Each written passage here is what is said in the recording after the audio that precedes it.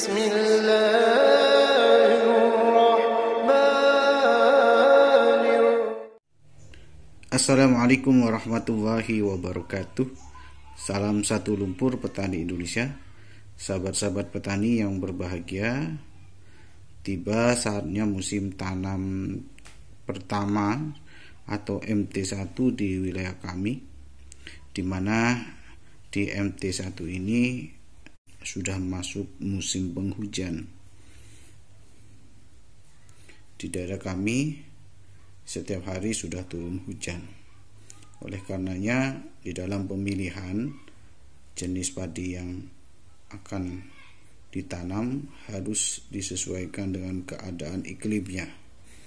Bila di MT1 atau di musim hujan ini curah hujan sangat tinggi, disertai juga dengan angin yang sangat kencang, maka perlu memilih varietas atau jenis padi, baik itu galur maupun varietas yang sesuai dengan keadaan iklim di MT1 ini.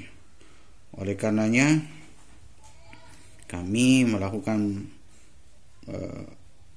upaya untuk berpikir memilih jenis padi apa yang cocok di lahan kami. Dan pada kesempatan kali ini sudah ada sekitar 7 jenis padi yang berusaha kami pilih dengan cara mengevaluasi kelebihan dan kekurangan dari masing-masing padi ini bila ditanam di MT1. Tentunya yang menjadi parameter pertama adalah ketahanan padi terhadap kerebahan. Yang kedua, ketahanan padi dari serangan jamur dan bakteri. Dan yang ketiga, tentu tetap memilih jenis padi yang memiliki tonase yang besar. Memiliki tonase yang tinggi. Di antara sekian padi yang sudah kami tanam, ada beberapa padi yang sudah betul-betul diketahui kualitasnya, terlebih masih ada kekurangan atau kelemahan. Tentu tidak semua padi itu sempurna, pasti ada kelebihan dan kekurangannya. Sahabat-sahabat petani, kita mulai saja padi-padi apa yang akan kami tanam di lahan kami di musim tanam pertama di akhir tahun 2022 ini. Yang pertama, kami punya pengalaman menanam padi yang sudah teruji di MT1, yaitu padi VR46. Awalnya kami ingin reset dulu atau stop dulu untuk tidak nanam VR ini di musim ini, dikarenakan adanya banyak jenis padi yang ingin kami coba. Karena keterbatasan lahan, maka rencananya untuk MT1 ini kami rehat dulu dari menanam VR. Namun berkaca dari pengalaman pada tahun kemarin di MT1, padi VR kami ini mendapat tonase yang lumayan dan pertumbuhan yang bagus serta anakan yang banyak, sehingga kami ingin mengulang lagi kesuksesan menanam VR di MT1 tahun 2001 untuk ditanam ulang di MT1 tahun 2022 dengan perawatan yang sama atau bahkan lebih baik daripada tahun kemarin, yang tentunya sudah kami kantongi kelemahan-kelemahan yang harus diantisipasi. Padi VR ini, sahabat-sahabat tani, padi yang sangat potensial sekali. Yang pertama, ini kita bahas dulu bulir. Bulir padi itu menjadi parameter karena acap kali di lapangan itu para tengkulak itu menjadikan besaran bulir padi sebagai standar dalam penentuan harga. Sedangkan kita tahu nih, bulir padi VR46 ini sangat besar sekali, sangat panjang dan besar sekali. Kalau kami bandingkan dengan bulir-bulir padi yang lain yang ada di video kami ini, bulir VR46 inilah yang paling besar. Ya, VR46 ini. Namun VR46 ini punya potensi kerawanan pada sisi serangan jamur dan bakteri. Jadi kalau ditanam di musim penghujan, maka harus diantisipasi dengan penyepraian fungisida yang rutin. Kalau berkaca pada MT kemarin, di MT2, alhamdulillah kami sukses dalam mengendalikan serangan hama, serangan jamur dan bakteri pada padi VR46 ini. Karena memang ada dukungan iklim atau cuaca di MT2 yang lebih mendukung proses pertumbuhan padi VR46 ini.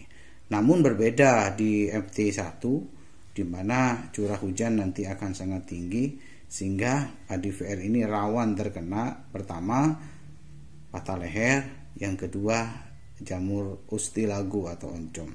Namun tetap bisa dikendalikan dengan perlakuan pemberian fungisida yang rutin, dan merek dagang yang sudah terbukti ampuh di dalam pengendaliannya adalah merek dagang Fujiwan, khususnya sudah dimulai diberikan di usia 30 HST ke atas.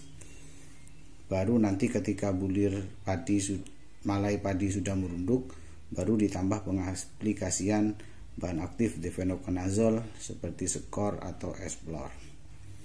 Ini kemudian VR46 ini walaupun bulirnya besar-besar, ya, tapi bukan berarti VR46 ini bernas jadinya. Ini kembali kepada proses pemberian nutrisi. Kalau VR ini tidak disupport dengan nutrisi yang cukup, maka hanya menang besarnya aja, tapi tidak bernas, tidak montok gitu. Tapi kalau ini disupport dengan nutrisi yang cukup, maka padi VR46 ini akan montok.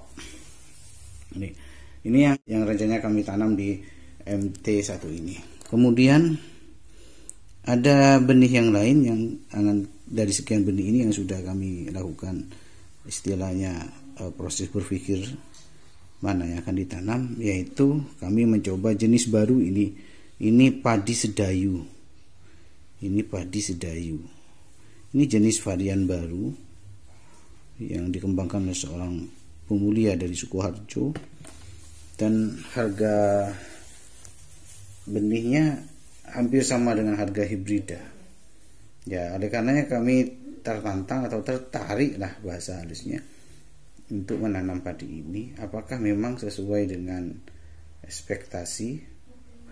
Apakah sesuai dengan apa yang sudah dijargonkan oleh pemulianya sebagai pendatang baru yang bisa bersaing dengan padi hibrida?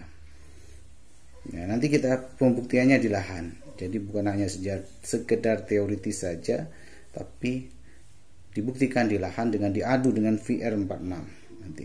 Kalau besaran bulirnya hampir sama, panjangnya hampir sama ini, ya. Kalau saya bandingkan hampir sama, dan berasnya putih ya. Ini coba kita kelupas ya. Berasnya putih dan panjang ya. Ini sebenarnya. Nah, ini. Berasnya putih dan panjang. Ini yang coba ditanam di MT1 ini sebagai pembanding dari padi VR. Jadi untuk MT1 ini dari sekian benih yang berusaha kami evaluasi, kami akan menanam VR46 dan padi sedayu. Selain itu sudah kami sebar satu pekan yang lalu benih padi Fortuna 02 dan benih padi Srikandi Jumbo sebagai pembanding juga.